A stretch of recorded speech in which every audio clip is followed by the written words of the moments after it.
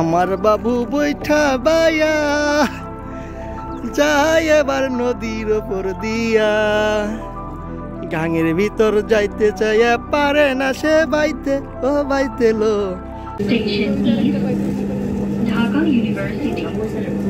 আশা করছি সবাই ভালো আছেন। চলে এলাম নতুন আরেকটি ভিডিও নিয়ে।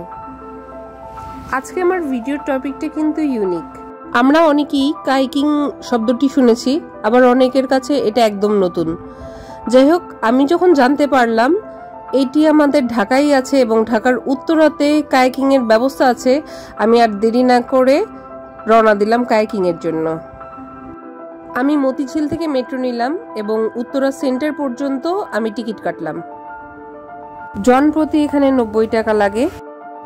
মেট্রো করে যেতে আপনার সর্বোচ্চ 25 মিনিট লাগে, আর সেখানে যদি আপনি রোড দিয়ে যেতে চান তাহলে আপনার 1 থেকে 1.5 ঘন্টা নষ্ট হবে। তাই আমি এক কথায় বলবো, metro is the best option. Finally আমরা উত্তরা সেন্টারে পৌঁছে গেলাম। এটা ছিল রোজার মাস, তাই ইফতারির আগ মুহূর্তে বেশ খালি দেখলাম।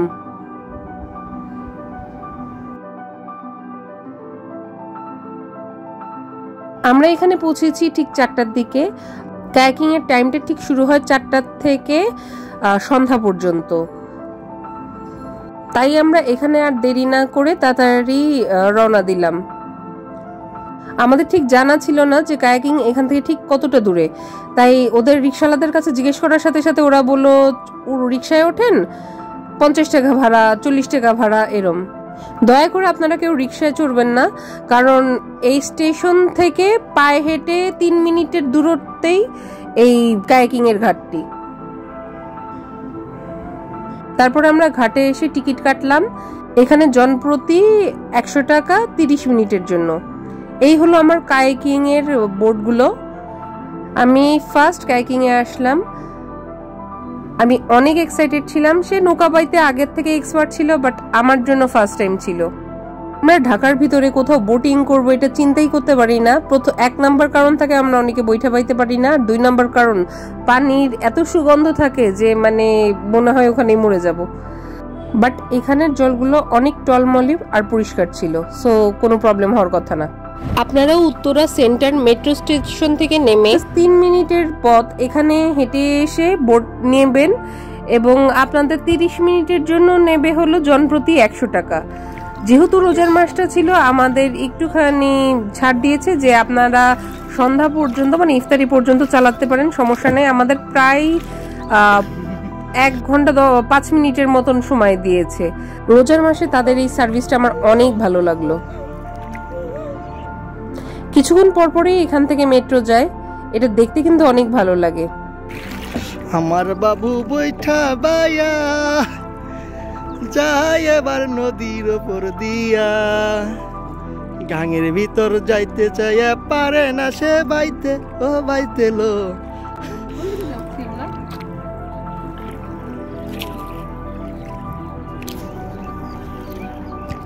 সাথে সাথে আমরা একটু চাঁদের দেখা পেলাম।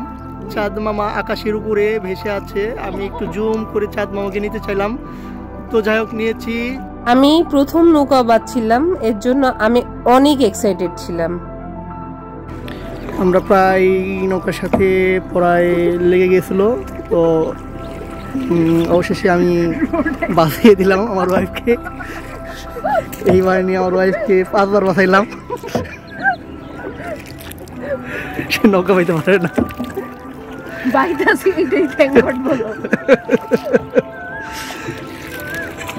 শুধু বলে দিয়ে লেগে গেল আমাকে বাঁচাবো। যাই হোক, অবশেষে বাঁচিয়ে দিলাম। আমার আবার দয়া মায়ের বেশি, তো এই বোটগুলো ডুবা বা উল্টানোর খুব একটা সুযোগ নেই, আপনারা ইজিলি এটা বাইতে পারবেন। আর এক্সট্রা সতর্কতার জন্য তারা আপনাদের লাইফ জ্যাকেটও প্রোভাইড করে। যারা নৌকা চালাতে না পারে, তো নৌকা চালানো শেখার জন্য এখানে আসতে পারেন। তো দেখতে পাচ্ছেন আশেপাশে অনেক লোকজন, সবাই নৌকা চালানোর জন্যই আসছে। এমনকি কেউ শখের বসে এসেছে, কেউ আমার ওয়াইফের মতো নৌকা চালানো শেখার জন্য এসেছে। আমরা বিকালের দিকে নৌকা চালাতে এসেছিলাম, কিন্তু দেখতে দেখতে প্রায় সন্ধ্যা নেমে আসছে, সূর্যটা অস্ত যাবে। না এই যে এইটুকু পর্যন্ত ঢোকে। আমরা দেখতে পেলাম একটা বোট আর বেশি জল নাই, জল অল্প কিছু জল আছে, তো পড়ে গেল এখানে কোনো সমস্যা নেই। বহুত সমস্যা আছে, খবরদার পড়া। হাই, এই হচ্ছে আমি আমার ওয়াইফকে নিয়ে নৌকা চালানোর জন্য এসেছি। আপনারা যারা এখানে এসেছেন তারা সবাই জানেন যে সন্ধ্যার পরেই এখানে মশার প্রচণ্ড অত্যাচার শুরু হয়। এর জন্য চেষ্টা করবেন যে সন্ধ্যার মধ্যে আপনারা মেট্রোতে বা এখান থেকে রওনা দেওয়ার। দেখতে পেলাম হেলিকপ্টার, তো এখানে আসলে বেশ ভালোই অনেক কিছু করা যায়।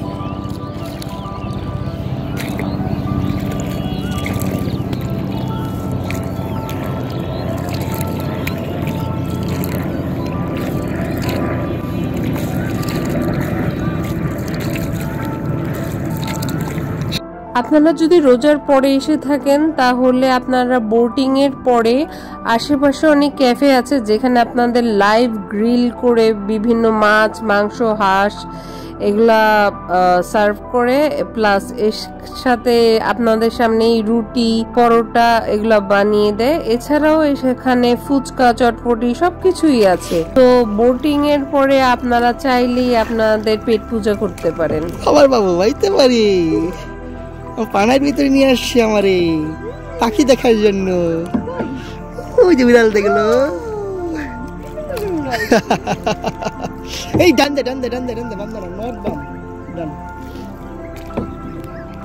এক্সপার্ট একজন মাঝির নির্দেশনায় আমি বোট চালানো শিখে গেলাম এবং নিজেকে অনেক শক্তিশালী মনে হচ্ছিল। আপনারা কিছু ট্রিক্স চাইলেই শিখে নিতে পারেন। যে আপনাদের যদি বোটটা ডান দিকে ঘোরাতে হয় তাহলে বাম দিকে বৈঠাটা দেবেন, এবং বাম দিকে যদি নৌকা ঘোরাতে হয় তাহলে ডান দিকে বৈঠা দেবেন। যদি বোটটাকে সোজা চালাতে হয় তাহলে আপনি দুই দিকেই বৈঠা পাবেন। সো ফাইনালি বিভিন্ন ট্রিক্স অ্যান্ড টিপসের মাধ্যমে আমি আমার বোটিং কোর্স সম্পন্ন করলাম। আপনারাও চাইলে আপনাদের ফ্রেন্ডস অ্যান্ড ফ্যামিলি মিলে এরকম ধরনের প্রাকৃতিক পরিবেশে এসে একটা কোয়ালিটি টাইম স্পেন্ড করতে পারেন। অবশ্যই গ্যারান্টি দিয়ে বলতে পারি অনেক ভালো লাগবে। বাট একটাই অনুরোধ, সন্ধ্যার পরে থাকবেন না, আর যদি থেকেও থাকেন তাহলে অবশ্যই ওডোমস বা মশার থেকে বাঁচার জন্য কিছু নিয়ে আসবেন। দেখতে দেখতেই সন্ধ্যা নেমে আসলো, সূর্যের সোনালি আভাটা ঝিলের মধ্যে ঝিলমিল করছিল। সবাই আস্তে আস্তে তাদের বোটটা তীরের দিকে নিয়ে যাচ্ছিল, আমরাও তাই আমাদের বোটটা ঘাটের দিকে নিয়ে আসলাম। কায়াকিং এর কিছু কিছু বোটে 2টি সিট আছে এবং কিছু কিছু বোটে 3টি সিট আছে। সো আপনারা চাইলেই 2 জন বা 3 জন এখানে একসাথে বোটিং করতে পারেন। ঘাটের কাছাকাছি আসতেই আমি বৈঠাটা ওকে দিয়ে দিলাম, কারণ আমার সেফলি ওখানে বোটটা ভিড়াতে হবে। তার গ্রামের স্মৃতি মনে পড়ে গেছে, প্লাস উইথ তার গ্রামের গার্লফ্রেন্ডদের সহ।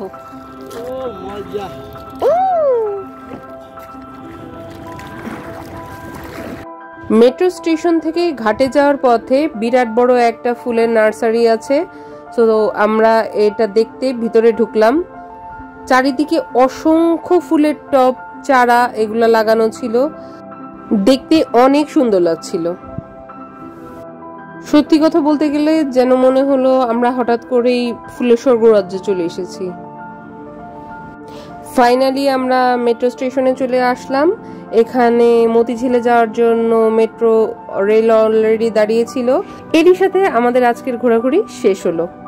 ভিডিওটি কেমন লাগলো তা অবশ্যই আমাদের কমেন্ট করে জানাবেন। আর ভিডিওটি ভালো লেগে থাকলে please like, share and subscribe my channel. Thanks for watching.